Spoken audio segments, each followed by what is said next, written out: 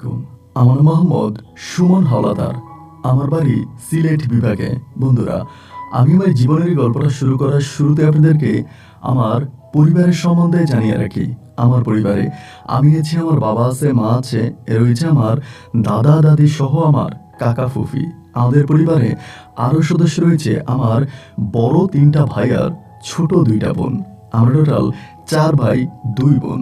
আমাদের পরিবারটা সিলেট বিভাগের অদূরের সীমান্ত ঘেঁষা কোনো এক পাহাড়ি এলাকার অজপাড়া গায়ের নিম্ন মধ্যবিত্ত পরিবার। আমার বাবা পেশায় একজন ব্যবসায়ী, তবে আমার বাবা কোনো সুনামধন্য ব্যবসায়ী না। আমার বাবা ছিলেন একজন মাদক ব্যবসায়ী। বাস্তব এটাই সত্য। ছোটবেলা থেকে আমি তাই দেখে আসছি। শুধু আমার বাবা নয়, আমাদের গ্রামের প্রায় বেশিরভাগ মানুষগুলোই পাচার এবং মাদকের সঙ্গে যুক্ত ছিল।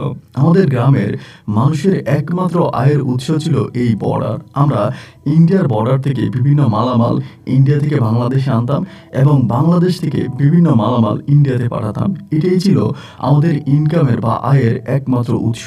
এটা করে আমাদের গ্রামের মানুষরা জীবিকা অর্জন করত। দেখা যায় যে পরিবারের যদি 5 জন পুরুষ থাকে, ওই 5 জন পুরুষ একই কাজের সঙ্গে যুক্ত থাকে। এটা আমি বেশ ছোটবেলা থেকে দেখে আসছি। সকালে সূর্য মামা উদয় হওয়ার সঙ্গে আশেপাশের গ্রামগুলোর মানুষ গরু ছাগল নিয়ে মাঠে যায় কাজ করার জন্য, কিন্তু আমাদের গ্রামের মানুষরা সূর্য মামা উদয় হওয়ার সঙ্গে সঙ্গে তাদের কর্মজীবনের সমাপ্ত ঘটে। মানে তারা কাজ শুরু করে রাত 3টা থেকে রাত প্রায় 5টা পর্যন্ত। এরই মাঝে ওদের কাজ শেষ, এরা সকালে সূর্য ওঠার সঙ্গে সঙ্গে ঘুমিয়ে যায়। আমাদের গ্রামটা অন্য 8-10টা গ্রামের থেকেও অনেক বেশি উন্নত। তবে এটাও না বললে নয় যে আমাদের গ্রামটা অনেক বেশি সুন্দর। এক পাশে পাহাড় এবং তার পাশে বর্ডার এবং এর পাশে সমতল, সবকিছু মিলিয়ে ছবির মতো সুন্দর এক গ্রামে আমি জন্মগ্রহণ করি। ছোটবেলা থেকে আমি পড়াশোনা করার তেমন কোনো সুযোগ পাইনি, তাই তো বাবা আর বড় ভাইদের সঙ্গে আমিও ওই মাদক ব্যবসার সঙ্গে জড়িয়ে পড়ি। যদিও ওই ব্যবসাটা আমার কাছে মোটেও ভালো লাগতো না। প্রথম দিকে এটা করতে গিয়ে আমার নিজেকে অনেকটা ছোট মনে হতো এবং মাঝে মাঝে ভাবতাম যে আমি এটা করব না। আমার শৈশবে অনেক ইচ্ছা ছিল আমি পড়াশোনা করে মানুষের মতো মানুষ হব, কিন্তু আমাদের এলাকায় বা আশেপাশে তেমন কোনো শিক্ষা প্রতিষ্ঠান ছিল না। পড়ার জন্য আমাদেরকে দূর গ্রামে যেতে হতো। আমি শুধু একমাত্র ব্যক্তি আমাদের এলাকায় যে কিনা 2টা গ্রাম ডিঙিয়ে তারপর স্কুলে পড়তে যাইতাম। আমাকে দেখে সবাই হাসাহাসি করতো। সবাই বলতো পড়াশোনা করে আমি নাকি জজ ব্যারিস্টার হব। আসলে 99টা খারাপ মানুষের সাথে একটা ভালো মানুষ থাকা কোনোভাবেই সম্ভব নয়। আমি তার জ্বলন্ত প্রমাণ। সবার যুক্তি পরামর্শ একটা সময় আমার ব্রেন ওয়াশ করে ফেলে। আমি নিজেও ওই খারাপ কাজের সঙ্গে জড়িয়ে পড়ি এবং এমনভাবে কাজ করি, নিখুঁতভাবে আমি তখন এই কাজগুলো করতে শুরু করি। একটা পর্যায়ে আমার বয়স তখন প্রায় 15 থেকে 16 বছর হয়ে যায়। সেই বয়সে আমাদের গ্রামে যত চোরা কারবারি ছিল তাদের মাঝে আমি ছিলাম উন্নত। আমি এমনভাবে নিখুঁতভাবে বর্ডার ক্রস করতাম যা ধরার ক্ষমতা বাংলাদেশ কিংবা ভারতের কোনো বর্ডার রক্ষীর ছিল না। এমন করে আমার দিন আর রাতগুলো কাটতেছে। আমি প্রচুর টাকা ইনকাম করতেছি, কিন্তু ভাই সত্যি কথা বলতে ওই টাকা পকেটে থাকে না। আমি নিজেও মাদক সেবন করি, নিজেও এটা ওইটা খাই এবং বিক্রিও করি। দেখা যায় সবকিছু মিলিয়ে যা ইনকাম হয় তাই আবার খরচ হয়ে যায়। এটা যারা ওই লাইনে আছে তারা ছাড়া আদৌ সাধারণ মানুষরা বুঝবে না। এমন করে একদিন 2 দিন কাটতে কাটতে একটা সময় আমি প্রায় টাগরা জওয়ান হয়ে যাই। আমার বয়স তখন প্রায় 21 বছরের কাছাকাছি এবং ওই মুহূর্তে আমি শুধু একটা জায়গার মধ্যে মাল সাপ্লাই করতাম, তা হচ্ছে খালে কাকার দোকান। আমাদের এলাকার পাশেই একটা ছোট টঙের মতো দোকান ছিল, যিনি চা, বিড়ি, পান, সিগারেট এগুলো বিক্রি করতেন, যা আমরা দেখতাম। কিন্তু এর আড়ালে উনি মূলত ছিল আমাদের এলাকায় সবচেয়ে বেশি মাদক চোরা কারবারি, বা ওনার মাধ্যমে বাংলাদেশের বিভিন্ন জায়গায় আমরা মাল সাপ্লাই করতাম। একটা পর্যায়ে দেখা যায় ওনার মাঝে আমি তখন মাল দিতে দিতে আমি জানি না উনি নাকি অন্য কেউ, কোনো একটা লোক গোয়েন্দার কাছে আমার নামে রিপোর্ট দিয়ে দেয় এবং কঠিনভাবে রিপোর্ট দিলে পরে ঢাকা থেকে স্পেশাল টিম আসে আমাকে ধরার জন্য। ঢাকা থেকে স্পেশাল টিম যেদিন আমাকে ধরার জন্য আসে সেদিন ছিল প্রায় বিকেলের কাছাকাছি। আমি যেদিন ঘর থেকে বেরোচ্ছিলাম, পরে আমার মা আমারে বলতেছে, আজকে যেন আমার শরীরটা কেমন কেমন লাগতেছে, তুই আজকে বাইরে বেশিক্ষণ থাকিস না, বেশি রাত করিস না, তুই চলে আসিস। এইটা বলার পরে আমি তখন মাকে বললাম যে আচ্ছা ঠিক আছে, সমস্যা নাই, আমি খুব দ্রুতই চলে আসবো। প্রতি রাতের মতো সেরাতেও আমি বর্ডারের কাছে গেলাম মাল সাপ্লাই করার জন্য এবং আমার ওই ভারতীয় ভাইদের কাছ থেকে মাল নিলাম এবং এরপরে আমি বর্ডার ক্রস করে বাংলাদেশে ঢুকে গেলাম। আমি মূলত সবসময় মাল সাপ্লাই করতাম বাইকের মাধ্যমে। আমার এই গল্পটা প্রায় আজ থেকে বহু বছর আগে। তখন দেখা যায় আসলে বাইক একটা মানুষের স্বপ্ন ছিল। পুরো ৮-১০টা গ্রাম ঘুরলেও আপনি একটা বাইক পাবেন না, মানে মোটরসাইকেল পাবেন না। এখন তো প্রায় ঘরে ঘরেই হয়ে গেছে। তো মোটরসাইকেল করে যখন আমি মাল নিয়ে আসতেছিলাম, বর্ডারটা ক্রস করা মাত্রই হঠাৎ করে আমাকে অনেকগুলো সাদা পোশাকধারী, যাদের উপরে কালো কোট ছিল, এরকম কিছু লোক আমাকে ধরে ফেলে। অনেক সময় আমি জানি যে গোয়েন্দারা ধরতেই পারে, বাট আমি এতে কোনো ভয় পাই না, কারণ ধরলে এদেরকে টাকা টুকে দিলে ছেড়ে দেয়, যেটা আমি স্বাভাবিকভাবে জানি। তা আমাকে যখন ধরছে, আমি আমার যে লিঙ্ক আছে ওই লিঙ্কের পরিচয় দিছি। অবাক করা বিষয় হলো, আমার পরিচয় পাওয়ার পরও তারা আমাকে ছাড়তেছে না। গাড়িতে ওঠানোর জন্য আমার সাথে টানা হেঁচড়া শুরু করে দিয়েছে। আমি তখন এরকম, আমি প্রায় আজকে বহু বছর ধরে এই লাইনে ব্যবসা করি, কিন্তু এমন পুলিশ আমার চোখের সামনে আর পড়ে নাই, যাদেরকে আমি আমার সর্বোচ্চটা দিয়েও ম্যানেজ করতে পারতেছি না। একটা পর্যায়ে আমি বুঝেই গেলাম যে না, তারা লোকাল কোনো পুলিশ না, তারা অবশ্যই স্পেশাল ব্রাঞ্চের হবে। তা না হলে তারা আমাকে কখনোই গাড়িতে ওঠানোর চেষ্টা করতো না। যতভাবে তাদের কাছ থেকে ছুটার চেষ্টা করলাম, দেখলাম যে না, আমার দ্বারা এটা সম্ভব হচ্ছে না, তারা আমাকে গাড়িতে উঠিয়ে ফেলবে। সে সময় আমি আমার নিজের জীবন বাঁচানোর জন্য সর্বশেষ একটা কাজ করি, যেটা আপনাকে বলতে চাই না। ওই কাজটা করাতে আমার কাছে যেটা মনে হলো, হয়তো ওখানে একজন সরকারি সদস্য বা ডিফেন্সের লোক মারা গেছে, না হয় কঠিনভাবে আহত হয়েছে। ওই কাজটা করে পরে আমি তখন এই দৌড় দিই, মানে ওদেরকে ছেড়েই আমি তখন একটা কুচির মধ্যে দৌড় দিয়ে আমি কুচিতে পানি ছিল ওখানে লাফ দিয়ে পড়ে যাই। যদিও তার উপর থেকে ফায়ার করে, বাট আমার খুব বেশি একটা ক্ষতি হয় না। আমি এটা থেকে উঠে সাইডে চলে যাই।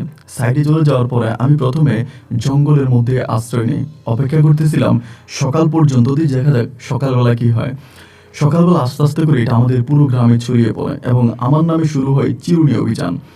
এবং ওই চিরুনি অভিযানে আমি রনে বনে জঙ্গলে যেখানেই থাকি না কেন, সেখান থেকে আমাকে ধরে ফেলা হবে এমনই ইনফরমেশন তখন আমার কাছে আসে।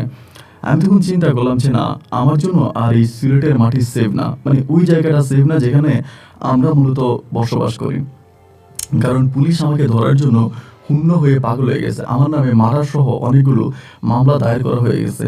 সেই ভয়ে আমি তখন এই বন দিয়ে হেঁটে হেঁটে আমাদের ওই এলাকা ক্রস করি। এলাকা ক্রস করে আমি তখন প্রায় অনেক দূরে এসে একটা মাজারে আশ্রয় নিই। যদিও আমি একজন নামাজি ব্যক্তি ছিলাম না, আমি ঠিকমতো নামাজ কালাম পড়তাম না, এবং লাস্ট কবে নামাজ পড়েছি এটাও ঠিক আমার মনে নাই। তো সেই মানুষটাই গিয়ে তখন মাজারে আশ্রয় নিলাম, এবং মাজারে আশ্রয় নেওয়ার পরে মাজারের কার্যকলাপ দেখে আমার কাছে কেন জানি একটু অন্যরকমই লেগেছে। আমি সবগুলো মাজারের কথা বলি না, বাট আমি স্পেসিফিক সিলেটের যে মাজারে গিয়েছিলাম, ওই মাজারের অবস্থা দেখে আমার কাছে মনে হলো যে আরে, এখানেই তো সবচেয়ে বেশি মাদক ব্যবসা হচ্ছে, এখানেই তো মাদকের কারবারি সবচেয়ে বেশি, কিন্তু পুলিশ কি এখানে আসে না? আমি এটা ঠিক বুঝতে পারলাম না। এরপরে আমি মাজারে থাকতে শুরু করি। মাজারে আমি যখন থাকতে শুরু করি, এলাকাতেও আমি আস্তে আস্তে করে খোঁজখবর নিয়েছিলাম। কিন্তু এলাকার খোঁজখবর নিয়ে যেটা আমি জানতে পারি, আমি আমার এলাকায় 15-20 বছর ঢুকার কোনো উপায় নেই। আমি যদি 15-20 বছরের মধ্যে এলাকাতে ঢুকি, তাহলেই পুলিশ আমাকে ক্রস ফায়ার দিয়ে মেরে ফেলবে, এমনটাই আমি আমার সহপাঠীদের মাধ্যমে শুনতে পেয়েছি। এরপর যেটা ভাবলাম যে না, আমি এই জীবন থেকে সমাপ্তি ঘটাবো। মাদক ব্যবসা করা, চোরা কারবারি করা, মানুষের ক্ষতি করা, যুব সমাজ নষ্ট করা, দেশের ক্ষতি করা, এই সমস্ত কিছু থেকে আমি সরে আসবো। একটা সময় আমার কাছে মনে হলো যে না, আমি আর এই ব্যবসার সঙ্গে জড়িত থাকবো না, আমি এটা ছেড়ে দিব। তারপরে আমি মাজারটাকে আমার একটা আশ্রয়স্থান হিসেবে নিয়েছিলাম। আমি তখন টুপি পরতাম, পাঞ্জাবি পরতাম, দাড়ি রাখতাম, এবং খুবই একজন ভালো বুজুর্গ হিসাবে চলাফেরা করতাম। 5 ওয়াক্ত নামাজ কালাম পড়তাম, সবার সঙ্গে আমার বেশ ভালো উঠা বসা ছিল। কিন্তু ভাই, আমি তো ভালো হওয়ার জন্য মাজারে আসছি। আমার কাছে কেন জানি মনে হয় যে আমি মাজারে ভালো থাকতে পারছি না। তার বড় কারণ হচ্ছে আমি তো মাদক সেবনকারী। তো দেখবেন, যারা মাদক সেবন করে, ওদের সামনে ওরা যদি এই মাদকটা ছেড়ে দেয়, তাদের সামনে যদি অন্য কেউরা এই মাদক খায় বা সেবন করে, এইটা দেখলে পরে সে কখনোই ঠিক থাকতে পারে না। আমি তো ছিলাম এটার পাগল বা এটার পোক, এটা না খেয়ে আমি বাঁচতে পারতাম না। এটা ছেড়ে দেওয়ার পরে যখন আমি দেখতাম যে আমার সঙ্গে অনেকে এটা খাচ্ছে, আমার সামনে আমার আশেপাশে খাচ্ছে, এবং এটার ঘ্রাণ আমার নাকে আসতেছে, আমি তখন কোনোভাবেই নিজেকে আর কন্ট্রোল করতে পারতেছিলাম না। দেখলাম যে আশেপাশে অনেকেই খায়, তারা সেবন করতেছে, তারা খাচ্ছে। এটা দেখে নিজের মাঝে তখন আমার আর নিজের কন্ট্রোলটা রইল না। আমি তখন বললাম যে ধুর চাই, আমি এটা আবারও সেবন শুরু করবো। আমি পারলাম না, এবং দিনের বেলায় নামাজ কালাম পড়ি, ভালোভাবে চলাফেরা করি, সবার সঙ্গে উঠা বসা করি, কিন্তু রাত্র নামার সঙ্গে সঙ্গে ওই খারাপ মানুষগুলোর সঙ্গে আমি আবারও এই মাদক সেবন শুরু করি। এখানে আমার জায়গাটা বেশ সেফ ছিল, আমাকে কখনোই পুলিশে ধরতে পারতো না, আমি বেশ নিরাপদ একটা স্থানেই ছিলাম। কিন্তু আমি দেখলাম যে ঘুরে ফিরে আমাকে সেই মাদকের মধ্যেই থাকা লাগতেছে। একটা সময় চিন্তা করলাম যে দূর চাই, খাই বা না খাই, প্রয়োজনে হাড় ভাঙা পরিশ্রম করব, তারপরও মাদক সেবন করব না। এই চিন্তা করে আমি তখন মাজার ছেড়ে দেওয়ার সিদ্ধান্ত নিলাম। কিন্তু আমার যে অবস্থা, মাথার উপর অনেকগুলো মামলা, পুলিশ আমাকে হুন্য হয়ে খুঁজতেছে, এলাকায় আমার জন্য চিরুনি অভিযান চলতেছে। এই মুহূর্তে আমি ঠিক কোথায় যাব? মাজার ছেড়ে দিলে তো আমার জন্য আরও বিপদ হয়ে যাবে। তারপরও চিন্তা করছি যে না, আমি আর এই মাজারে থাকবো না। যেহেতু পোশাক আশাকের মাঝে এবং চেহারার মাঝে একটা ভালো পরিবর্তন আনতে পেরেছি, তা সম্ভবত পুলিশ আর আমাকে খুব বেশি একটা আন্দাজ করতে পারবে না, আমাকে ধরতে পারবে না, এরকম একটা চিন্তা ভাবনা মাথায় ছিল। এবং সেই চিন্তা ভাবনা থেকে আমি তখন এই মাজার থেকে বেরিয়ে যাই। মাজার থেকে বেরিয়ে হাঁটতেছি হাঁটতেছি হাঁটতেছি, আসলে কোথায় যে যাব এটাও ঠিক খুঁজে পাচ্ছিলাম না। এই মুহূর্তে কোথায় যাবো, আশ্রয় নিব। এবং এমন করতে করতে আমি হঠাৎ করে কিছু তাবলিগ জামাতের লোকের সঙ্গ পেয়ে যাই। আমি একটা গ্রামের রাস্তা দিয়ে হাঁটতেছিলাম, আমার গায়ে পায়জামা পাঞ্জাবি ছিল, মাথার মধ্যে টুপি ছিল। সময়টা ছিল আসরের নামাজের খানিকটা আগে। ওদের সঙ্গে দেখা হওয়া মাত্রই ওনারা আমাকে ধর্মীয় নীতি সম্পর্কে বুঝাতে শুরু করে। নামাজ পড়লে কি হবে, মৃত্যুর পরে কি হবে, আল্লাহ রাসূল এগুলো সম্বন্ধে আমাকে বলতে শুরু করে। আমি তো আসলে এমন মানুষই খুঁজতেছিলাম। তারা আমাকে বলল যে ভাই, দিনের দাওয়াত দিলাম, চলেন আসরের নামাজটা আমরা একসঙ্গে আদায় করি। ওদের দেখে আমার মনটা ভরে গেল। আমি তাদের সঙ্গে নামাজ আদায় করার জন্য মসজিদে ঢুকলাম এবং নামাজ আদায় করলে পরে তাদের সঙ্গে কথা বলতেছে এবং সেখানকার কিছু লোক বলতেছে, ভাই আপনি কিন্তু এই এলাকায়, আমরা অনেকদিন তা আমরা এলাকাতে আছি, আপনি কিন্তু এর আগে কখনোই এলাকায় দেখি নাই, আপনি কি এলাকাটার মধ্যে নতুন? আমি তখন বললাম, হ্যাঁ আমি এলাকাটার মধ্যে সম্পূর্ণ নতুন। তখন তারা আমাকে জিজ্ঞেস করলো, আপনার বাড়ি কোথায়? আমি তখন তাদের দিকে অবাক হয়ে তাকিয়ে রইলাম। আমি তো আমার বাড়ি ঠিকানা দিতে পারবো না এবং বাড়ির কথা বলতেও পারবো না। তারা আমাকে পুনরায় আবারও জিজ্ঞেস করলো, আপনার বাড়ি কোথায়? আমি বললাম, যদি আমাকে বর্তমান সময়ে আমার বাড়ির কথা জিজ্ঞেস করতে চান, তবে আমি একটা কথাই বলবো, আমার বাড়ি আল্লাহর ঘর। বলে মানি? আমি বললাম, এই মসজিদ। পরে আরেকটা দিনী ভাই তখন হাসি দিয়ে বলতেছে, আপনি এরকম রহস্য করে কথা বলতেছেন কেন? আপনি কোত্থেকে আসছেন, আমাদেরকে সেটা বলেন। আমি তখন বললাম, ভাই রে, আমি দিনের পথে ঘর ছেড়েছি। আমি দিনের পথে ঘর ছেড়েছি। ঘর আমাকে আঁকড়ে ধরেছিল। মনে হচ্ছিল এই জগৎ সংসার ঘরবাড়ি আমাকে আমার মূল টার্গেট থেকে সরিয়ে দিচ্ছে, যার জন্য আমি আমার জগৎ সংসার ছেড়ে আমার মূল টার্গেট আল্লাহর পিছনে দৌড়াচ্ছিলাম। এরই মাঝে রাস্তায় আপনাদের সঙ্গে দেখা হয়ে গেল। তারা আমার এই কথাটা শুনে বেশ সন্তুষ্ট হলো। আমাকে বলল যে, আপনি কি আমাদের সঙ্গে থাকবেন? আমি বললাম, হ্যাঁ থাকবো। পাশে একজন বলে বসলো যে, চোর না ডাকা তা কি আর জানি, রাখা কি ঠিক হবে? সাথে তো কোনো প্রমাণ নাই। আরেকটা দিনী ভাই তখন বলে বসলো যে, না, চোর ডাকাত দেখে মনে হচ্ছে না, আর চোর ডাকাত যদিও হয়ে থাকে আমাদের সঙ্গ পেলে ভালো হয়ে যাবে, কারণ লোকে বলে সঙ্গ দোষে লোহা বাসে। ওনাদের এই কথাগুলো না আমার কাছে বেশ ভালোই লাগলো। তাদের সঙ্গে শুরু হলো আমার এক অন্যরকম জীবনযাত্রা। আমি তাদের সঙ্গে মসজিদে খাওয়া দাওয়া করি, নামাজ কালাম পড়ি এবং তাদের সঙ্গে বিকেলবেলা দিনের দাওয়াত দেওয়ার জন্য, সালাতের দাওয়াত দেওয়ার জন্য বিভিন্ন ধরনের গ্রামগঞ্জের মানুষদের কাছে যাই। অনেকেই আপনার ইতে থাকে, ধরেন দোকানে বসে থাকে, তাদেরকে গিয়ে বলি, ভাই নামাজ পড়তে আসেন। অনেকে মাঠে ঘাটে কাজ করে, তাদের কাছে যাই, তাদেরকে নামাজের দাওয়াত দিই। এরকম করে দীর্ঘদিন আমি এই তাবলিগ জামাতের সঙ্গে যুক্ত থাকি। এই তাবলিগ জামাতের সঙ্গে থাকতে থাকতে আমার ভিতরে ভাই এই তাবলিগ জামাত নিয়ে না একটা অন্যরকম ভালো লাগা কাজ শুরু করে। আমার কাছে মনে হলো যে এটা মনে হয় আমার জন্য সবচেয়ে উত্তম জায়গা, যে জায়গাটা আমি নিশি দিবানিশি মনে মনে আল্লাহর কাছে চাচ্ছিলাম।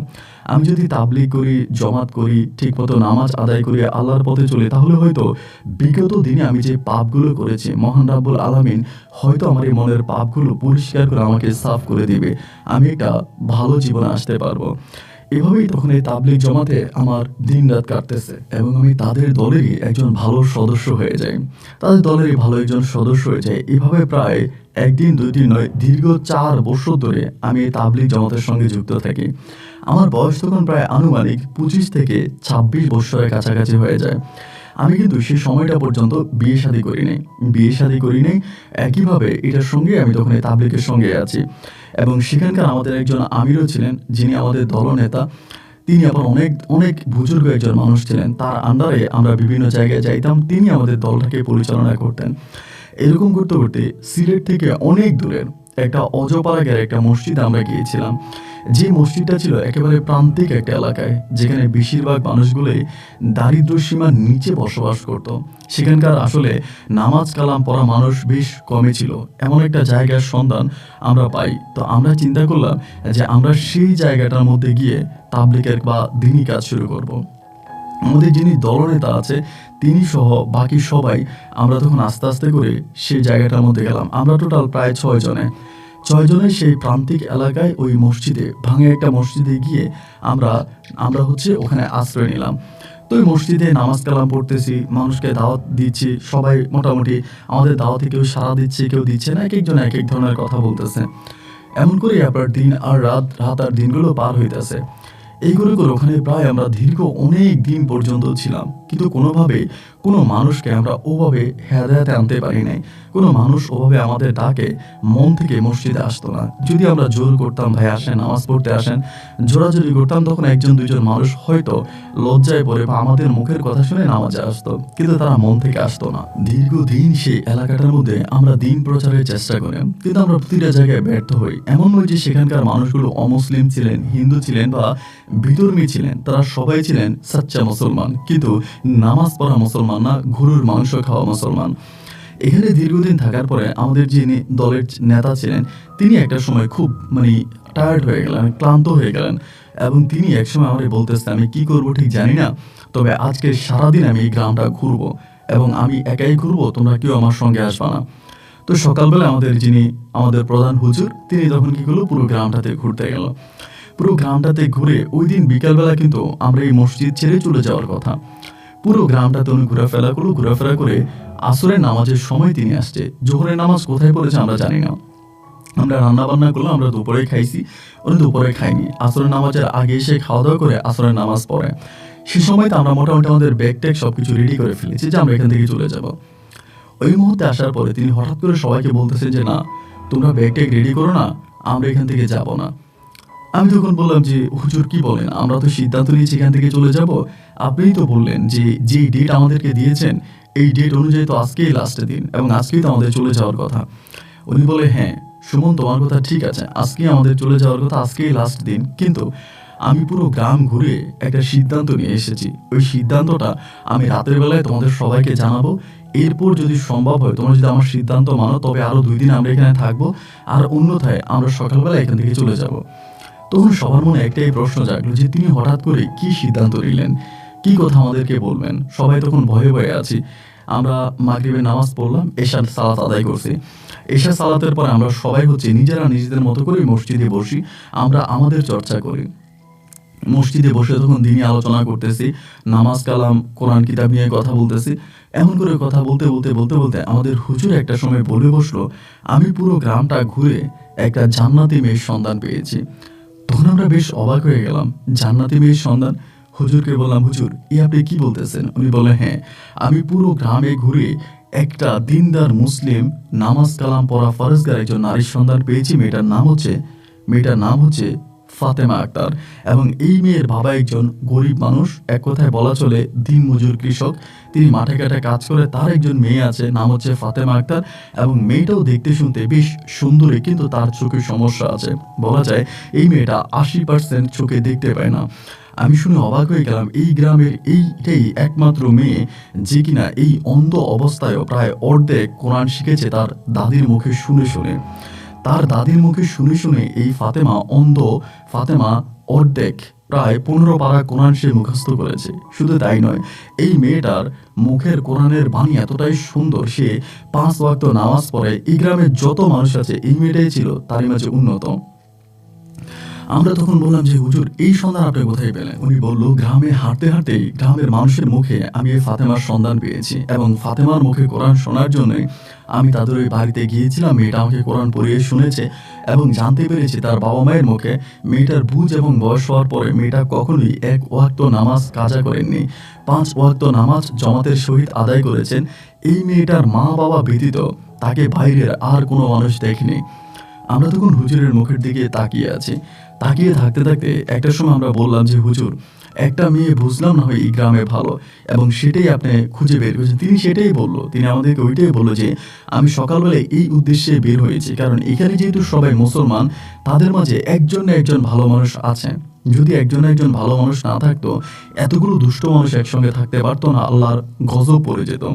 একটা ভালো মানুষের জন্যই আল্লাহ এতগুলো খারাপ মানুষকে বাঁচিয়ে রেখেছে। এই চিন্তা করে আমি তখন এই গ্রামে বের হয়েছিলাম, এবং আমি আমার টার্গেট পূরণ করেই ফিরেছি। আমরা তখন বললাম যে হুজুর, তাহলে এখন আপনি কি করবেন, আপনার সিদ্ধান্ত কি? ইনি এক বাক্যে বলে বসলো যে আমি এখানে একটা ইসলামের বট গাছ রোপণ করে যেতে চাই। আমরা তখন একটু অবাক হয়ে জিজ্ঞেস করলাম যে হুজুর, আপনি ইসলামের বটগাছ কিভাবে রোপণ করবেন? উনি বলে, আমি ইসলামের বটগাছ এভাবেই রোপণ করতে চাই এই জায়গায়। আমি চাই ইসলামের বটগাছটায় এতটাই বড় হোক, এই বটবৃক্ষের নিচে অনেক বিধর্মী বা বেনামাজের এসে আশ্রয় নিবে, এবং তারাও একটা সময় নামাজি আর ধর্ম গ্রহণ করবে। আর আমার এই বটবৃক্ষটা আমি রোপণ করতে চাই আমার একজন শিষ্যের মাধ্যমে। আমি তোমাদের একজনকে, ওই ফাতেমাকে বিয়ে করাতে চাচ্ছি, যে তোমাদের মাঝে একজন, তোমরা ফাতেমাকে বিয়ে করবা, এবং বিয়ে করে তোমরা এই গ্রামে থেকে যাওয়া, ফাতেমার সঙ্গে এই গ্রামেই থাকবা, তুমি নামাজ পড়বা বা তোমরা নামাজ পড়বা, এরপরে এই ফাতেমাও নামাজ পড়বে, ফাতেমার নারীদেরকে ইসলামের পথে রাখবে, আর আমি যাকে রেখে যাব সে মানুষদেরকে ইসলামের পথে রাখবে। আমরা যে মসজিদে দীর্ঘদিন ধরে জামাতের কাজ করেছিলাম, তোমরা কি দেখেছো এই মসজিদে কোনো ইমাম নাই? আমরা বললাম হ্যাঁ। তিনি বলে যে ফাতেমাকে বিয়ে করবে, সে এই মসজিদের ইমামের দায়িত্ব পালন করবে বিনা বেতনে, সারাদিন মাঠে কাজ করবে, পরিশ্রম করবে, এবং ওয়াক্তে ওয়াক্তে এসে মসজিদে নামাজ পড়াবে। এটাই হবে তার কাজ। আমি যতটুকু জেনেছি, ফাতেমার বাবার মোটামুটি একটু হলেও জমি জমা আছে, সেই জমি জমাগুলোতে চাষাবাদ করবে, পরিশ্রম করবে, এবং সেই টাকা দিয়েই সে তার জীবিকা অর্জন করবে। তার পাশাপাশি এই মসজিদের ইমামের দায়িত্ব পালন করবে। তোমাদের মাঝে কে আছে ফাতেমাকে বিয়ে করার জন্য বলো? সবাই তখন মোটামুটি মাথা নিচু করে বসে থাকে, কেউ কোনো কথা বলে না। সবার মনে মনে একটাই প্রশ্ন, জেনে শুনে একটা অন্ধ মেয়েকে বিয়ে করব, এবং এই অজপাড়াগায়ে থেকে যাব, সকাল থেকে রাত অবধি মাঠে পরিশ্রম করব, আবার এসে মসজিদে ইমামের দায়িত্ব পালন করব, এতে আর লাভটা কি? এতে তো কোনো লাভ নাই। তো সবাই তখন চুপ হয়ে আছে, কেউ কোনো কথা বলে না, সবাই চুপচাপি জায়গায়। বাট তারই মাঝে আমার ভিতরে কেমন জানি একটা মনুষ্যত্ব জেগে বসলো। মানে আমার কাছে কেন জানি মনে হলো যে না, সবাই যদি চুপ করেও থাকে, আমি এখানে চুপ করে থাকবো না। আমি যদি সত্যি এই হুজুরের কথা মতো ফাতেমাকে বিয়ে করি, তাহলে হয়তো আমার জীবনের একটা কঠিন পরিবর্তন ঘটতে পারে। আমি সারাদিন মাঠে পরিশ্রম করব, ফজর, জোহর, আসর, মাগরিব, এশা নামাজ আমি গ্রামবাসীকে নিয়ে মসজিদে আদায় করব, এবং এই বিশ্বাসটা তখন আমার মনে আসছে যে আমি একটা সময় এই পুরো গ্রামের মানচিত্র পাল্টে দেব। এই চিন্তা ভাবনা করেই আমি তখন হাত উঠালাম, এবং হাত উঠানোর পরে হুজুর আমাকে বুকে জড়িয়ে ধরলেন। ধরে আমাকে বলতেছে যে সুমন, আমার একটা বিশ্বাস ছিল যে আমার এতগুলো শিষ্যের মাঝে যদিও কেউ হাত না উঠায়, আমার কথা না শোনায়, তুমি আমাকে নিরাশ করবা না। আমি আসলে তোমার মুখের দিকে তাকিয়েছিলাম যে তুমি দাঁড়াবা। উনি আমাকে বললো, তোমার বিয়ের বয়স হয়ে গেছে, কিন্তু তুমি এখনো বিয়ে করোনি, আর ফাতেমাকে তুমি দেখোনি। ফাতেমাকে আমি যতটুকু তার বাবা মায়ের মুখে শুনেছিলাম, আমি জেনেছি যে ফাতেমা দেখতে অনেক সুন্দর। আমারও দৃঢ় বিশ্বাস যে এমন একজন দিনদার নারী, সে নুরানি চেহারাই হবে। তুমি তাকে বিয়ে করবো, আমি ফাতেমার বাবা মায়ের সঙ্গে আগামী দিন সকালবেলা কথা বলবো। এইটা বলে আমাদের ওই মিটিং সমাপ্ত হলো, আমরা সবাই ঘুমোতে চলে গেলাম। তো সবাই ঘুমিয়ে আছে। সকালবেলা উঠে আমরা তাহাজ্জুদ আদায় করলাম, করে ফজর আদায় করলাম। ফজরের পরে আমার হুজুর আমাকে নিয়ে ওই ফাতেমার বাড়িতে রওনা দিলেন। সেই মুহূর্তে ফাতেমাদের বাড়ির সামনেই একটা কৃষি জমিতে ফাতেমার বাবা কাজ করছে। হুজুর ফাতেমার বাবাকে ডাক দিলেন, ডাক দিয়ে বললেন যে মহোদয়, এমন এমন ঘটনা, আমি সিদ্ধান্ত নিয়েছি আমার এই শিষ্য মোহাম্মদ সুমন হাওলাদারের সঙ্গে আমি আপনার মেয়ের বিবাহ দেব, যে বিষয়ে আমি আপনার সঙ্গে গতকালকে কথা বলে গিয়েছিলাম। ফাতেমার বাবাও এক বাক্যে রাজি হয়ে গেলেন এবং বললেন, আপনি যদি আমার মেয়েটাকে যে কোনো কারো হাতেই তুলে দেন, আমি নিশ্চিন্তে নীরবে চোখ বন্ধ করে আপনাকে সম্মতি দেব, কারণ আমি জানি আপনার মেয়ে, আমার মেয়ে আর আপনার মেয়ে একই, আপনি আমার মেয়ের কোনো ক্ষতি করবেন না। হুজুর তখন আমার দিকে তাকিয়ে বললেন, সুমন শুনেছো তো কি বলেছে? আমি বলি, জি হুজুর শুনেছি। ওই দিন দুপুরবেলায় শুরু হলো ফাতেমার সঙ্গে আমার বিয়ের আয়োজন। সম্পূর্ণ ধর্মীয় রীতিনীতি মেনে এবং গ্রামীণ এক মিষ্টি আয়োজনের মাধ্যমে আমার সঙ্গে ফাতেমার বিবাহ সম্পূর্ণ হয়। ফাতেমার বিবাহ সম্পূর্ণ হওয়ার পরে সেখানে ফাতেমার বাবা আমার হুজুরকে বললেন যে হুজুর, আপনাদের কাছে আমার একটা আর্জি বা একটা দাবি, আপনারা সবাই অন্তত আজকে রাতে আমাদের বাড়িতে থাকবেন। তো এটা বলার পরে আমাদের যারা দিনী ভাইরা ছিলেন আমরা সবাই ফাতেমার বাড়িতে তখন আশ্রয় নিলাম। সেরাতে আমরা সেই এলাকার চেয়ারম্যান মেম্বার সহ গণ্যমান্য যারা ব্যক্তি আছে আমরা সবার সঙ্গে কথা বললাম। আমাদের হুজুর সবাইকে বললেন যেন তারা আমাকে দেখে রাখে। তো এই কথা বলার পরে সারাটা রাত আমরা ওখানে কাটাইলাম। আমি ফাতেমার সঙ্গে ছিলাম, সে রাতে আমার বাসর হয় এবং এর পরের দিন আমার দিনী ভাইরা তাদের দিনের কাজে বেরিয়ে যায়। আমি তখন ফাতেমার সঙ্গে থাকতে শুরু করি। সত্যি কথা বলতে ওই গ্রামের প্রায় প্রত্যেকটা মানুষ আমাকে অনেকটা সম্মান করতেন, শ্রদ্ধা করতেন, ভালোবাসতেন, যা ঠিক বলার মতো না। আমি সকালবেলা ভোরে ঘুম থেকে উঠতাম, উঠে ফাতেমার বাবার সঙ্গে মাঠে কাজে চলে যেতাম। ফাতেমার বাবার সঙ্গে মাঠে কাজ করতাম এবং কাজবাজ শেষ করে আমি দুপুরবেলা গাও গোসল ধুয়ে আমি তখন মসজিদে গিয়ে আজান দিতাম। আজান সম্পূর্ণ হওয়ার সঙ্গে সঙ্গে গ্রামবাসীর সবাই তখন আসতো একসঙ্গে এবং সবাই সালাত আদায় করতো, নামাজ পড়তো এবং একইভাবে আমিও সবার সঙ্গে নামাজ পড়ে আবারও মাঠের কাজে চলে যেতাম, আবারও মাঠে কাজ করতাম। এভাবে একদিন, 2 দিন, 3 দিন করে সময়গুলো কাটতেছে। গ্রামের প্রত্যেকটা মানুষ আমাকে খুব খুব বেশি ভালোবাসতো। সবার সঙ্গে আমার বেশ ভালো উঠা বসা ছিল। আমি এমন একটা জীবনে চলে আসছি যে জীবনটা আমার সত্যিই স্বপ্ন ছিল।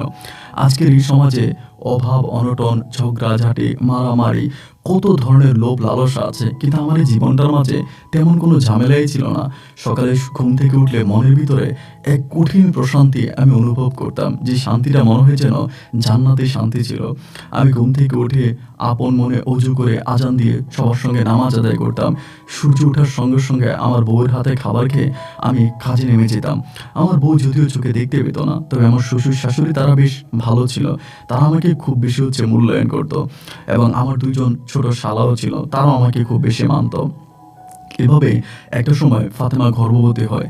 ফাতেমা গর্ভবতী হওয়াতে আমি বেশ খুশি হই। যেদিন ফাতেমার গর্ভবতীর খবরটা আমি পেলাম, তার 2 দিন পরে হঠাৎ করে আমার বড় ভাই আসছে আমাদের এই এলাকাতে, আমি যে এলাকাতে আছি সেখানে। তো বড় ভাইকে দেখে আমি বেশ অবাক হয়ে গেলাম। আমার বড় ভাইয়ের আসলে জানার কথা না আমি কোথায় আছি। আমাদের গ্রামের 2-1 জন লোকের সঙ্গে আমার গোপনে গোপনে যোগাযোগ হতো চিঠিপত্রের মাধ্যমে, কিন্তু বাকিরা কেউ জানতো না যে আমি এখানে আছি। আমার বড় ভাইকে দেখে একদিন দুপুরবেলা আমার মসজিদে দেখে আমি বেশ ভয় পেয়ে গেলাম। বড় ভাই আমাকে দেখে অবাক হয়ে তাকিয়ে আছে। যদিও আমার বড় ভাই আমাদের সেই এলাকাতে মাদক কারবারি ছিল। প্রথম অবস্থায় ভাই আমাকে চিনতে পারতেছিল না, আমার দিকে তাকিয়ে বলতেছে আমি তোকে চিনতে পারতেছি না। তো আমার কিভাবে যেন উনি ঠিকানা পায় তা জানি না এবং এসে আমার সঙ্গে বেশ ভালো করেই কথাবার্তা বলে। আমাকে বলতেছে চল বাড়ি চল, মায়ের শরীর ভালো না, মা তোর বাড়ি নিয়ে যেতে বলছে। আমি বললাম যে না, আমি তো বাড়ি যাবো না, তুমি জানো না যে আমার কি কি ঘটনা। আমার ভাই বলল তোর যত ঘটনা আছে সব ঘটনা আমরা মাটি দিয়ে ফেলেছি, এত বছরে আর তোর কোনো ঘটনা নাই। আর আমাদের তো চেয়ারম্যান ইলেকশন হয়েছে, নতুন যে চেয়ারম্যান আসছে কালু চেয়ারম্যান আমাদের সাথে সম্পর্ক বেশ ভালো। আমরা ওনারে তোর বিষয়ে সব কিছু বলছি, বলার পরে তিনি থানাতে কথাবার্তা বলে এটা সম্পূর্ণ সমাধা করে দিয়েছে। তোর এখন আর কোনো রিস্ক নেই, তুই বাড়িতে চল। আমি ভাইয়ারে বলতেছি যে না ভাইয়া, আমি আসলে যাব না, আমি যেখানে আছি সেখানেই আছি, আমি বেশ ভালো আছি, আমি মসজিদে ইমামতি করি, আমি একটা বিয়ে করছি, আমি বেশ ভালো আছি। ভাই আমারে বলতেছে তুই বিয়ে করছিস ভালো কথা, চল তোর বউ নিয়ে তুই বাড়ি যাবি। তা আমি আসলে আমাদের গ্রামটা তো ভালো না, আমাদের গ্রামের বেশিরভাগ মানুষই মাদকের সাথে জড়িত বা নেশার সাথে জড়িত। এরকম একটা খারাপ গ্রামে আমি ফাতেমার মতো একটা ভালো মেয়েকে নিতে চাচ্ছিলাম না। আমি চিন্তা করছি যে না, আমি ফাতেমাকে ওখানে নিব না, আমি যদি যেতে হয় তাহলে আমার গ্রামে আমি একাই ফিরবো, কয়েকদিন থেকে আমি আবারও চলে আসবো। এই কথা আমি তখন আমার শ্বশুরকে জানালাম যে এই ঘটনা, আমার বড় ভাই আসছে, আমার মায়ের শরীর স্বাস্থ্য খুব একটা ভালো না, আমাকে বাড়ি যেতে বলতেছে। আমার শ্বশুর তখন বলল এটা তো ভালো কথাই, তা তুমি যাও বাড়ি থেকে তোমার মাকে দেখে আসো, ফাতেমাকে নিয়ে যাবা। আমি বললাম না, এখন হঠাৎ করে ফাতেমাকে নিব না, ফাতেমাকে নিলেও আরও কিছুদিন পরে নিয়ে যাব। আমার শ্বশুর আমাকে বললো যে ঠিক আছে, তুমি কোনো টেনশন করো না, আমরা ফাতেমার খোঁজ খবর নিব, আমরা দেখভাল করবো এবং তুমি ফিরে এসো। আমার শ্বশুর আমাকে হাতে কয়েকটা টাকাও দিয়ে দেয় এবং শ্বশুরের সঙ্গে কথাবার্তা শেষ করে আমার ভাইকে নিয়ে আমি তখন রওনা দিলাম বাড়ির পথে। ভাই আর আমি বাসে বসে আছি। ভাই আমার দিকে বারবার তাকিয়ে মুচকি মুচকি হাসতেছে। আমার গায়ে তখনও পাঞ্জাবি, আমার মুখে দাড়ি আর মাথায় টুপি। ভাইয়ারে বললাম যে ভাইয়া আপনি আমার দিকে তাকে এমনভাবে হাসেন কেন? আমার তো লজ্জা লাগে। ভাইয়া বলে, তোরে দেখেও তো আমার লজ্জা লাগে। আমি বললাম, কেন? উনি বলল, আমার দেখে বিশ্বাসই হচ্ছে না যে তুই সুমন হাওলাদার। আমার কাছে মনে হচ্ছে আমি কোনো মাওলানার সঙ্গে বসে আছি। আমি বললাম, এটা কি আমার জন্য সম্মানজনক নয় যে আমি একজন মাদক ব্যবসায়ী সুমন হাওলাদার থেকে একজন মাওলানা হয়ে গেছি? আমার ভাই বলে, তা বেশ ভালো, কিন্তু এটা মানতে তো আমার খুব কষ্ট হচ্ছে। যাই হোক, এমন করে সময়গুলো কাটতে কাটতে একটা পর্যায়ে আমি তখন বাড়িতে চলে যাই। এবং বাড়িতে আসার পরে ভাই আমাকে যেটা জানালো যে মায়ের অবস্থা ভালো না। আসলেই ঠিক, বাড়িতে গিয়ে দেখি যে আমার মায়ের অবস্থা বেশ খারাপ। তো আমি যেদিন বাড়িতে যাই, 2 দিন বাড়িতে ছিলাম। তো আমার নামে যে মামলা-টামলা বা যে ঝামেলাগুলো ছিল, এগুলো প্রায় সবই সমাপ্তি হয়ে গেছে। এখন আর তেমন কিছুই নেই। আমরা বেশ ভালোই আছি। বাড়িতে আসার পরে আমার মা তখন আমারে বলতেছে যে আমি 2 দিন হইছে, আমার ভাই আবার বলছে যে আমি ওখানে বিয়ে-শাদী করছি। মা তখন আমারে বলতেছে, "তুই নাকি বিয়ে করছিস?"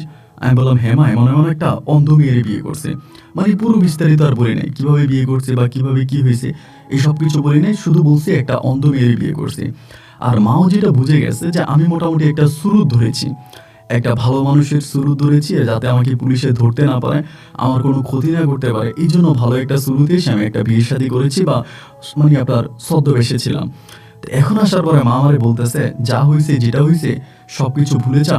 অতীত সবকিছু ভুলে তুই তোর আগের কারবারে আবারও ফিরে যা।" মানে আমার জন্মদাতা মাই আমাকে এই কথা বলতেছে। আমি তখন বললাম যে, "মা, তুমি এটা কি বলো? আমি তো আর এই কারবারি করব না, আমি তো এটা ছেড়ে দিয়েছি।" মা বলে, "তোর বাপ-দাদার ব্যবসা তুই ছাড়লে হবে? এই গ্রামের মাটির সঙ্গে তা জড়িত আছে। তুই চাইলেই তো তা ছাড়তে পারবি না।" আমি তখন বললাম যে, "মা, প্রয়োজনে আমি গ্রাম ছেড়ে দিব। আমি তো গ্রাম ছেড়ে দিয়েছি। তুমি অসুস্থ শুনে ফিরে এসেছি। আমি এই গ্রামেও থাকবো না। আর এই গ্রামের ওই চোরা কারবারি ব্যবসার সঙ্গে আমি জড়িত থাকবো না মা। এসব কথা আমারে বলে লাভ নাই।" আমার মা তখন আমারে বলতেছে, "তুই কি বললিস? তুই কি গ্রাম ছেড়ে আবারও চলে যাবে?" আমি বললাম, "হ্যাঁ, আমি বিয়ে করেছি। আমি আমার বউয়ের কাছে চলে যাব।" মা তখন আমারে বলে, "তোর বউকে তুই এই গ্রামে নিয়ে আয়।" আমি বললাম যে, "না, আমি আমার বউকে এই গ্রামে আনবো না। কারণ এই গ্রামের মানুষ ভালো না। আমার বউ যদি এই গ্রামে আসে, আমার বউ খারাপ হয়ে যাবে।" শুরু হয়ে গেল মায়ের সঙ্গে আমার এক দ্বিধাদ্বন্দ্ব। মা আমাকে বলতেছে, "এমন কোন নবাব জাতির বিয়ে করলি, যারে বিয়ে করার পরে পুরো গ্রামবাসীকে ভুলে গেলি, বাবা-মাকে ভুলে গেলি, নিজের গ্রামকে খারাপ বলতেছিস, বাপ-মারে খারাপ বলতেছিস। এই মেয়ে তো ভালো না। এই মেয়ে তো তোরে কালো জাদু করছে।" আমি আমার মায়ের বললাম, "আমি যারে বিয়ে করছি সে একজন প্রায় কোরআনে হাফেজ। তুমি আমারে কি বলতেছো সে আমারে কালো জাদু করবে?" না, আমার মায়ের কথা হচ্ছে আমার মা আর আমাকে ফাতেমার কাছে যেতে দিবে না। যতভাবে মায়ের কাছ থেকে ছুটার জন্য চেষ্টা করতেছি, মা এইভাবে, ওভাবে, এভাবে, ওভাবে বিভিন্নভাবে আমাকে আটকায় রাখে। আর আমার তো বড় অনেকগুলা ভাই আছে। আমার বড় ভাইদেরকে বলে যে, "ওরে বাড়ি থেকে বের হইতে দিস না।" সে সময় তো ভাই আসলে মোবাইল ফোন বা ইন্টারনেট এই সময়ের জামানা ছিল না। আমরা তো বেশিরভাগই হচ্ছে চিঠিপত্রের মাধ্যমে আদান-প্রদান, কথাবার্তা পাঠাইতে করতাম। তো দেখা যায় ফাতেমার সঙ্গে আমার আর কোনো যোগাযোগ হচ্ছে না।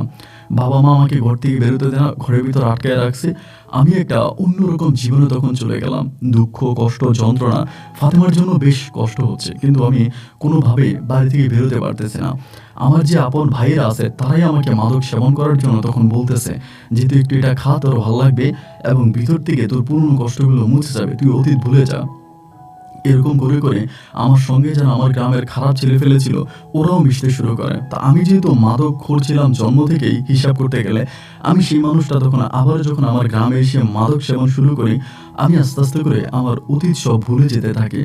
আমার অতীতের তেমন কোনো স্মৃতি আমি মনে রাখি না এবং প্রায় অনেকগুলো মাস হয়ে গেল আমি এই মাদকের সঙ্গেই জড়িত হয়ে যাই এবং পুনরায় আবারও ওই বর্ডারে চোরা কারবারি কাজ শুরু করি। আমি ফাতেমার কোনো খবর নিলাম না, ওখানে গেলাম না। প্রায় দীর্ঘ 4 মাস অতিক্রম হয়ে যাওয়ার পরে একদিন ফাতেমার বাবাসহ সেই গ্রামের একজন লোক হঠাৎ করে আমাদের বাড়িতে আসছে।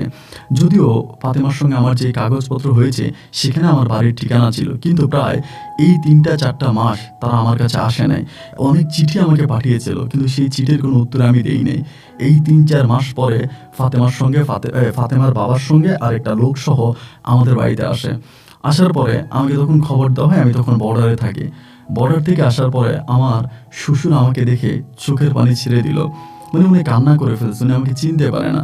আমার মুখে যে কালো কোঁচকোঁচা দাড়ি ছিল যা বুক পর্যন্ত পড়তো, সেই দাড়িগুলো আমি চেঁচে ফেলি, মাথার চুলগুলো ছোট করে ফেলি এবং পোশাক-আশাকে আমি এক অন্যরকম পরিবর্তন করে ফেলি। উনি আমাকে দেখে আসলে চিনতেই পারতেছিল না যে আমি সেই সুমন হাওলাদার। উনি আমাকে বলতেছে, "তুমি কি সেই ব্যক্তি যার কাছে আমি আমার মেয়েকে বিয়ে দিয়েছিলাম?" আমি বললাম, "হ্যাঁ।" উনি বলে, তোমার গ্রামে এসে যেটুকু জানতে পেরেছি তোমার গ্রামের বেশিরভাগ মানুষই এই মাদকের সঙ্গে জড়িত এবং তুমিও একজন মাদক শিষ্যই ছিলা। আমি বললাম, হ্যাঁ আমিও সেটাই ছিলাম, তবে একটা মার্ডার মামলায় ফেঁসে যাই, যার কারণে আমি এলাকা ছেড়ে চলে যাই। উনি বলে, তার মানে কি আমার এলাকাতে তুমি ছদ্মবেশে ছিলা? আমি বললাম, হ্যাঁ আপনার এলাকাতে আমি ছদ্মবেশেই ছিলাম। উনি তখন বলে, তার মানে তুমি কি বলতে চাও? আমি বলতে চাই যে দেখেন, আমি তো ওই জীবনে ছিলাম বা ওই জীবন থেকে চলে আসছি, আমি আর সেই জীবনে যেতে চাই না। আমি আপনার মেয়ের কোনো কিছু করতে চাই না, আপনার মেয়েকে আপনার অন্যত্র বিয়ে দিয়ে দেন। উনি বলে, তুমি যে এখানে আসার আগে আমার মেয়ে গর্ভবতী ছিল, তাকে তোমার মনে আছে? আমি বললাম, হ্যাঁ তা তো ঠিক মনে আছে, কিন্তু কি হয়েছে এখন? উনি বলে, আমি আসার সঙ্গে সঙ্গে তুমি তো আমাকে এটা জিজ্ঞেস করার কথা, কিন্তু এটা জিজ্ঞেস না করে তুমি আমাকে কি জিজ্ঞেস করতেছো? আমি তখন একটু রাগ করেই বলে বসলাম যে আপনি আমার সাথে এত ঘুরিয়ে পেঁচিয়ে কথা বলবেন না, আমার ঘুরিয়ে পেঁচিয়ে কথা একেবারেই পছন্দ না। আপনি বলেন যে আপনার মেয়ের ঘরে ছেলে হয়েছে না মেয়ে হয়েছে। তিনি একটা মৃদু হাসি দিয়ে মাথাটা নিচু করে বললেন, তোমার একটা কন্যা সন্তান হয়েছিল, কিন্তু দুঃখের বিষয় হচ্ছে তোমার কন্যা সন্তানটা হওয়ার সময় মৃত্যুবরণ করে, যদিও সে জন্ম হবার পরে কয়েক মিনিটের মতো জীবিত ছিল, এরপর হঠাৎ মারা যায়। আমি বললাম, ও আচ্ছা।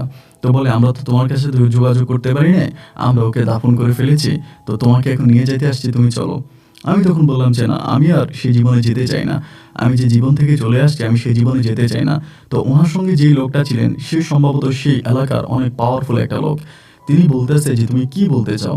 তুমি আমাদের মেয়ের জীবন নষ্ট করে তুমি ছদ্মবেশে ওখানে গিয়ে বিয়ে শাদী করলা, আমাদের মেয়ের জীবন নষ্ট করলা, এখন আবার এসে তুমি মাদক কারবারের সঙ্গে জড়িত হয়ে গেলা, তার মানে তুমি কি ভাবো আমরা তোমাকে ছেড়ে দিব?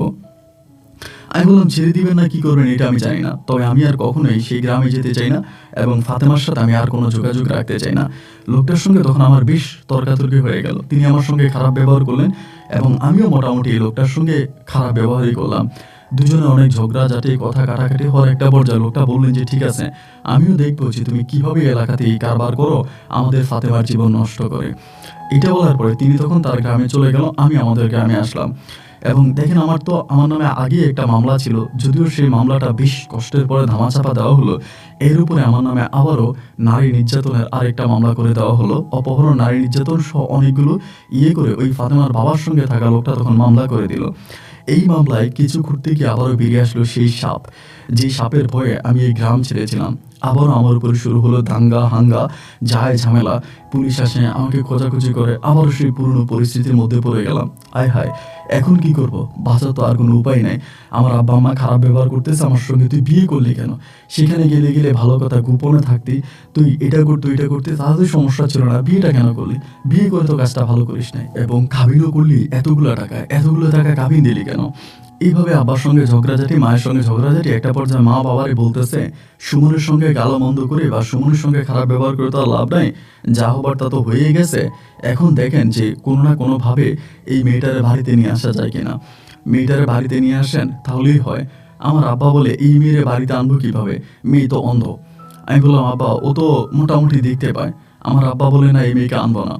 এই দিয়া ধরেন ফাতেমার বাবার মামলা, এবং আমি খুব যায় ঝামেলায় কোনোভাবে এলাকাতে ঢুকতে পারি না, বাড়িতে আসতে পারি না, রাতের বেলায় জঙ্গলে গিয়ে ঘুমাইতে হয়, দিনের বেলায় আসি তাও ভয়ে ভয়ে থাকি, বর্ডারে যাই, বর্ডারে একটা ঝামেলা থাকে, যেহেতু অন্য থানার মামলা এই থামে স্পেশালি আসতেছে। তো এরকম করতে করতে আমার আব্বা একটা সময় সিদ্ধান্ত নিল যে না, ফাতেমাকে আমাদের বাড়িতে নিয়ে আসবে। যেহেতু ফাতেমাকে নিয়ে আসলে তো আর কোনো ঝামেলা নাই, ফাতেমাকে ওইখানে রাখছি বলেই তো এই মামলা হামলা, এই ঝামেলা। ফাতেমা যখন আমার বাড়িতে চলে আসবে তাহলে তো আমার আর এসব কোনো কিছুই থাকবে না। আব্বু তখন ফুললি সিদ্ধান্ত নিল যে ফাতেমাকে নিয়ে আসবে। মায়ের সঙ্গে আলোচনা করলো, ভাইদের সঙ্গে আলোচনা করলো, আমার বড় ভাইরা তখন প্রায় সবাই বিয়ে করে ফেলে। তো এরপরে সবার সঙ্গে কথাবার্তা বলে দেন ফাতেমাকে তখন আমরা আমাদের বাড়িতে নিয়ে আসি। কোনো অনুষ্ঠান কিছু না, আমার আব্বা আম্মা যায় গাড়ি দিয়ে, আমি সহ যাই, গিয়ে আমরা ফাতেমাকে বউ সাজিয়ে নিয়ে আসি। এরই মাঝে ফাতেমার বাবা আমাদের নামে যে মামলাগুলো দিয়েছিল ওই সম্পূর্ণ মামলাগুলো নিষ্পত্তি করে ফেলি। ফাতেমাকে বাড়িতে আনার পরে মনে হলো যেন অন্যরকম একটা অবস্থা। ও নামাজ পড়ে, ও দিনের পথে চলে, ও ভালো কাজ করে, এগুলো কারো কাছে ভালো লাগে না। আমার আম্মা ওরে বিভিন্ন ধরনের কাজ করতে বলে, যেগুলো আসলে আপনার কাছে বলতেও খারাপ লাগে, সেই কাজগুলো ফাতেমা করে না। ধর্মবিরোধী, ইসলাম বিরোধী কোনো কাজ ফাতেমা করে না। ফাতেমা সকালে উঠে কোরআন পড়ে, নামাজ কালাম পড়ে এবং ভালো পথে চলে। এটা আমার আম্মা বাবার কাছে পছন্দনীয় না। তারা আমার আব্বা আম্মা বলে এরকমভাবে চলে না, ওরকমভাবে চলো। কোনোভাবে ফাতেমার সঙ্গে আমার বাবা মা অ্যাডজাস্ট হচ্ছিল না। এই নিয়ে শুরু হলো একটা ভিন্ন রকম প্রতিক্রিয়া। দেখা যায় যখনই ঘরে আসি তখনই ফাতেমা বিচার দেয়, তোমার আব্বা এটা বলছে, তোমার আম্মা এটা বলছে, তারা এটা করছে, ওইটা করছে। আর দিনের দিনের বেলায় আমার আব্বা মা আমার গালাগালি করে, কোত্থেকে নবাব জাতির ধরে নিয়ে আসলি, কোত্থেকে তুই এত ভালো মেয়ে নিয়ে আসলি, আমরা তো এত ভালো মেয়ে চাই না, আমাদের তো এমন নবাব জাতির দরকার নাই, তুই এটা কেন করলি, কী কারণে করলি। একদিকে আব্বা আম্মা খারাপ ব্যবহার করে, ভাই বোনেরা খারাপ ব্যবহার করে, আর এদিকে রাতের বেলায় ঘুমাতে গেলে ফাতেমা আমার সঙ্গে দুর্ব্যবহার করে, বা দুর্ব্যবহার বলতে ঠিক না, আমাকে শুধু অভিযোগ করে। একটা পর্যায়ে আমি খুব রেগে গেলাম, মানে অত্যন্ত বিরক্ত হয়ে গেলাম। কোনোভাবে আমি আর ফাতেমার সঙ্গে অ্যাডজাস্ট হতে পারতেছিলাম না। ফাতেমাকে ছেড়ে দিলেও তার কাবিনের টাকা পরিশোধ করতে পারবো না, এবং তার গ্রামের মানুষের মধ্যে এমন কিছু মানুষ রয়েছে যারা আইন আদালত সম্বন্ধে অনেক ভালো জানে, এবং উপরে মহলে তাদের বেশ ভালো হাত আছে। তাদের ওই লিঙ্ক আপের কারণে আমি ফাতেমাকে ছেড়ে দিয়েও শান্তি পাবো না। সেখানকার মানুষরা আমার জীবন অতিষ্ঠ করে ফেলবে। আর বর্তমান সময়ে আমার হাতে এতটা টাকাও নাই যে সেই টাকাগুলো দিয়ে ফাতেমার সঙ্গে আমি দেনা পানা চুটে ফেলবো। আমি তখন কী করবো ঠিক বুঝতে পারতেছিলাম না। এমন একটা পর্যায়ে একদিন ফাতেমার সঙ্গে আমার মায়ের বেশ ঝগড়া হয়ে গেল। ঝগড়ার একটা পর্যায়ে ফাতেমার গায়ে আমার মা হাত তুললো। যেহেতু অন্ধ ওরে মারছে, তো মারার পরে ফাতেমা জানি কীভাবে এই খবর তার বাবার কাছে দিয়ে দেয়। কয়েকদিন পরেই তার বাবা আমাদের এখানে আসে।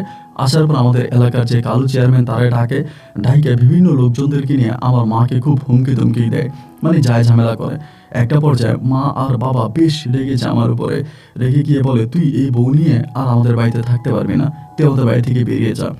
আব্বা মা তখন একই কথা বলতেছে, তুই বাড়িতে থাকবে না। তখন কিন্তু ভাই আমি মাদক ছাড়া একটা সেকেন্ডও বাঁচি না, মানে মাদক ছাড়া থাকতেই পারি না। মাদকের সঙ্গে এমনভাবে আমি তখন মানে জড়িয়ে পড়ি। চিন্তা করতেছিলাম এই মুহূর্তে আমি ফাতেমাকে নিয়ে কোথায় যাব, কি করব। আব্বা আমার একই কথা যে ফাতেমাকে নিয়ে বাড়িতে থাকা যাবে না। যেহেতু আমি কি বিয়ে করছি, ভুল আমি করছি, ভুলের মাসুল আমাকেই দিতে হবে, ওকে নিয়ে আমাকে বাড়ি থেকে বেরিয়ে যেতে হবে। এবার আমি ফাতেমাকে নিয়ে তখন এই প্রথম চট্টগ্রাম শহরে চলে যাই। চট্টগ্রামে যাই, আমার এক মাদক ব্যবসায়িক এক ভাই আছে, ওনার সঙ্গে লিঙ্ক আপ আছে, উনি আমাদের এখান থেকে মাদক নিয়ে যায়। ওনার সঙ্গে সম্পর্ক, ওনার বাসায় গিয়ে উঠি। ওনার বাসায় ওঠার পরে ওনার বাসায় তখন আমি থাকতেছি।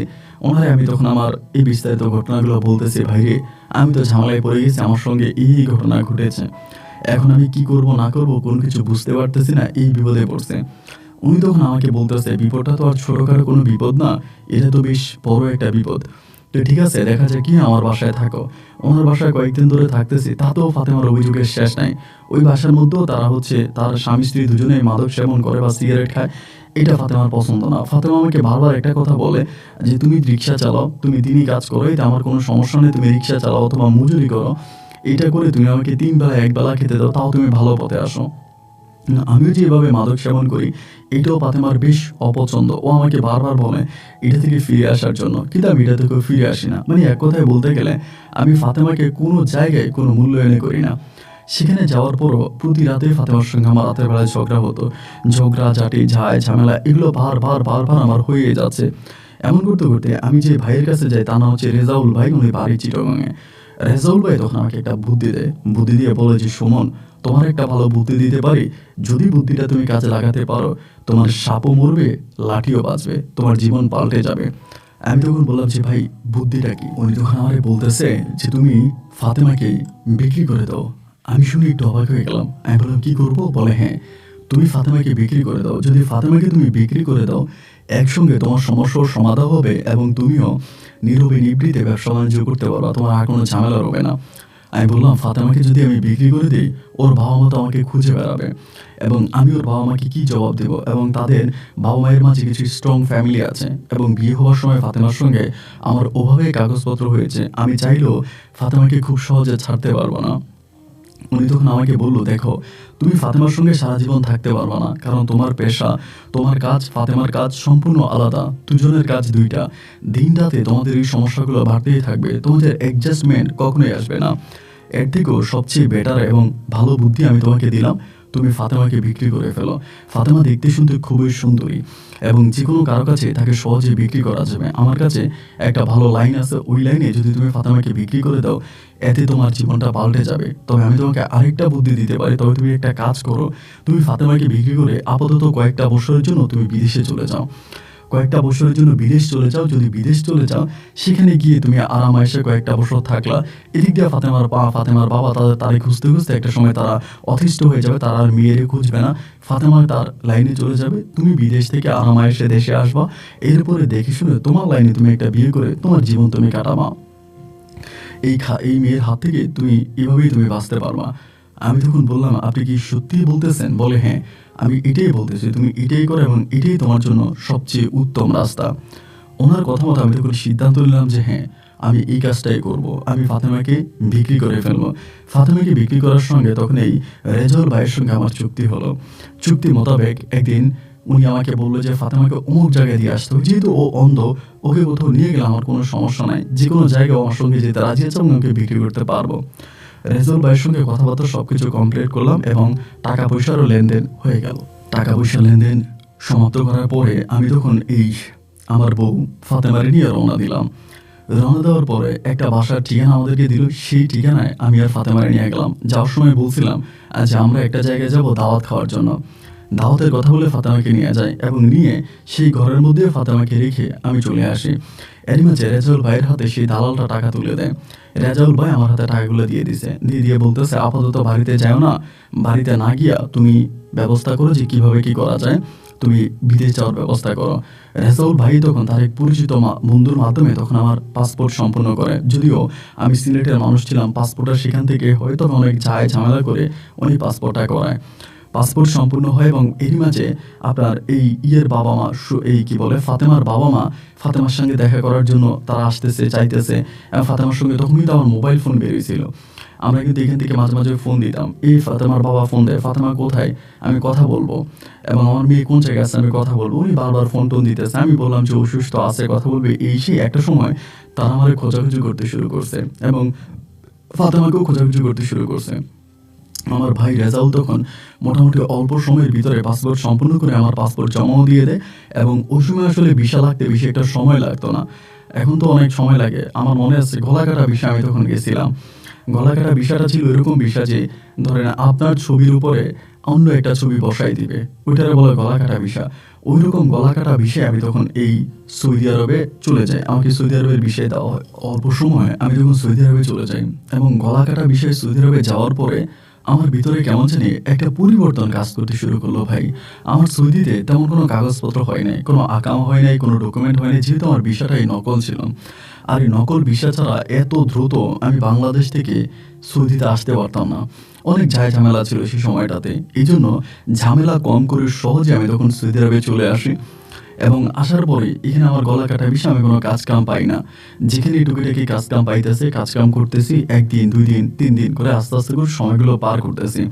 কিন্তু বুকের ভিতরে বা মনের ভিতরে কেমন জানি একটা অন্যরকম অশান্তি কাজ করে যে আমি ফাতেমার সঙ্গে যেটা করলাম আদৌ কি সেটা ভালো করলাম, ফাতেমার সঙ্গে কি আমার কাজটা ভালো হয়েছে, আমি তোর জীবনটা নষ্ট করে দিলাম। তখন নিজের বিবেকটা কেমন জানি জাগ্রত হয়ে ওঠে। আমি সৌদি আরবে থাকা অবস্থায় আমার বন্ধু রেজাউলের সঙ্গে যোগাযোগ করি, বন্ধু প্লাস বড় ভাই। রেজাউল ভাইকে বলি, ভাই রে, আমি যেটা করেছি এটা তো আমি নিতান্ত একটা অন্যায় করেছি এবং এই অন্যায়ের জন্য আমার সত্যি ভাই বেশ কষ্ট হচ্ছে। আমি মানসিকভাবে অনেকটা কষ্টে আছি। ভাই আপনার কাছে অনুরোধ করে বলি, এটা থেকে কি বাঁচার কোনো উপায় এই মুহূর্তে আপনি আমাকে করে দিবেন কিনা। মানে আমি কোনো না কোনোভাবে এই ফাতেমাকে ফিরে পেতে চাই। প্রয়োজন ফাতেমাকে তার বাবা মায়ের কাছে ফিরিয়ে দিতে চাই। আমি ওকে খারাপ লাইনে বিক্রি করে দিলাম, এটা আমার কাছে ভালো লাগে না। উনি আমার বলে, ভাই বিক্রি করে দিছি, দালাল নিয়ে গেছে। এখন দালাল যেহেতু নিয়ে গেছে, এটারে আপনারা কেমনে পাবেন? এটাকে পাওয়াটা এত সহজ না, আর এত সহজে আপনি পাবেনও না। তো ওনার সঙ্গে যত কথা বলি, উনি আমাকে একটা কথাই বলে যে না, একে আর পাওয়া সম্ভব না।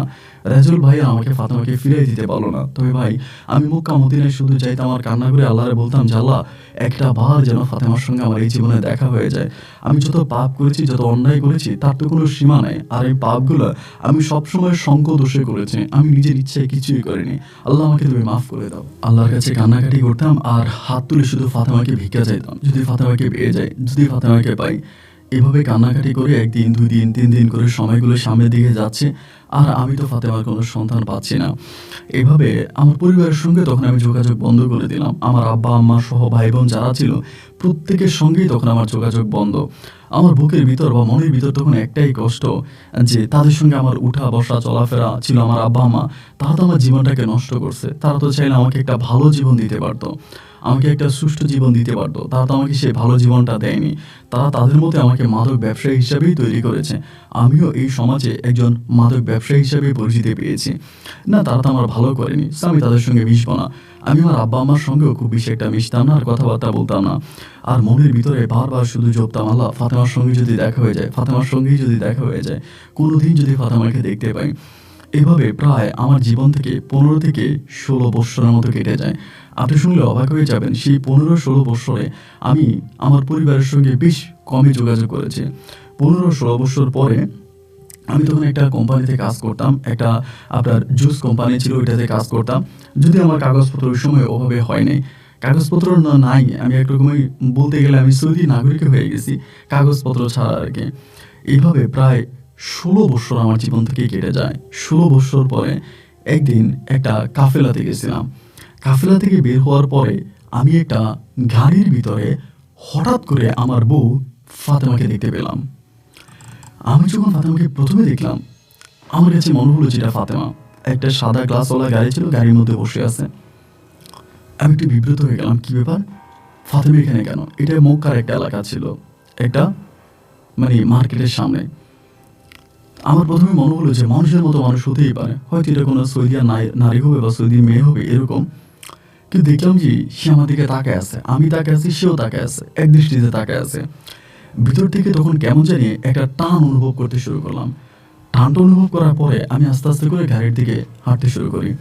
গাড়িটার কি কাছাকাছি যাওয়ার পরেই ও তখন গুলোকে গাড়িটার যে লুকে মানে গ্লাস ছিল, গ্লাসটা নিচে নামাইলো। গ্লাসটা নিচে নামানোর পরে ওই নিজে আমারে বলতেছে, ভালো আছেন? তখন তার চোখে যে একটা সমস্যা ছিল, আমার মনে হয় তার চোখগুলো ভালো হয়ে গেছে, মানে এরকমটা আমার কাছে মনে হচ্ছে।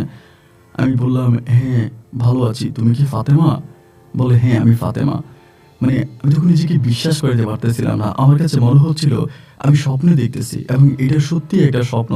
আমি ফাতেমাকে স্বপ্নে দেখতেছি, এরকমটা মনে হচ্ছিল যে আমি প্রতিদিন আল্লাহর কাছে যেতাম, আল্লাহ ফাতেমার সঙ্গে যেন দেখা হয়, যেন দেখা হয়, যেন দেখা হয়, এগুলো বলতাম। এই কথাবার্তা বলতেছি, এবং একটা সময় আমি ফাতেমারে বললাম যে, ফাতেমা এই গাড়িটা কার?